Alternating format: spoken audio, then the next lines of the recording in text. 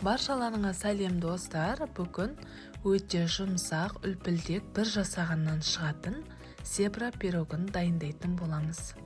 Достар, менің каналыма тіркелмеген болсаңыздар, тіркеліп кетуіңізді сұраймын. Ең алдымен ыдысымызға 4 жұмыртқамызды қосамыз. Үстінен қантымызды қосып, 1-2 минуттай толықтай ақ көбік болғанша миксерлейтін боламыз.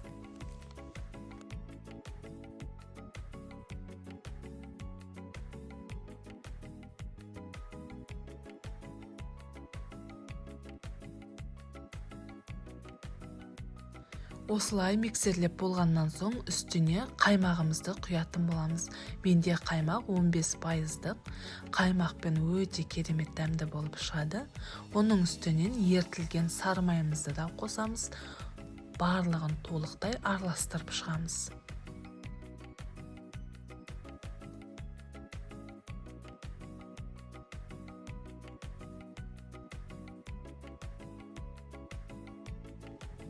Енді ұнымызды міндетті түрде електен өткізуіміз қажет. Үстінен 1 шай қасық ас содасын саламыз, толықтай араластырып, ұнның барлығын қосып жібермейміз. 3-ке бөліп осылай миксерлеп алатын боламыз.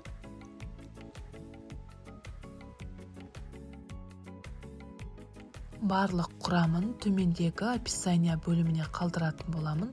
Сол жерге өтіп көрсеңіздер болады.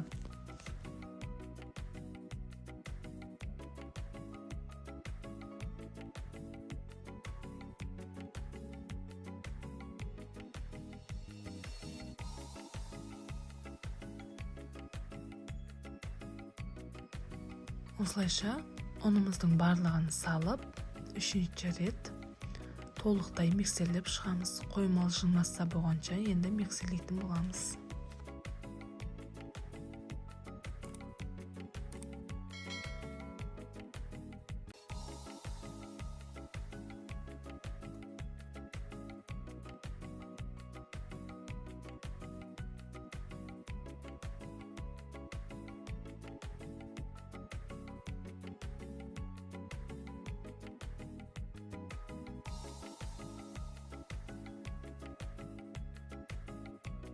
Дайын болған қамырымызды 2-ге бөліп алатын боламыз.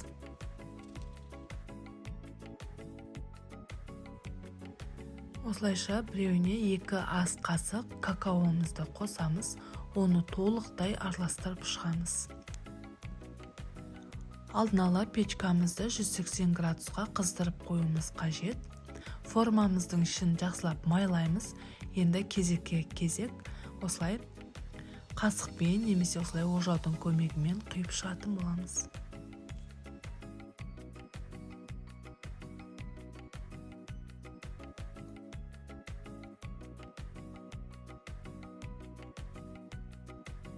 Толықтай құйып шыққаннан соң осындай таяқшаның көмегімен узор сызып шықсақ болады.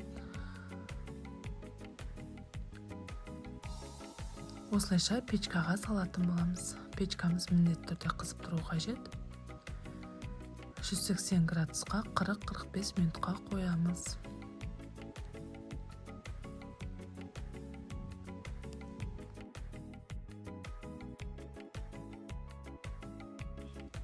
Біздің пирогымыз пісіп шықты. Осылай көтеріліп, әдемі болып шығатын болады. Спашканың көмегімен піскенін көрсек болады. Осылай таяқшамыз осылай құп-құрғақ болып шығу қажет.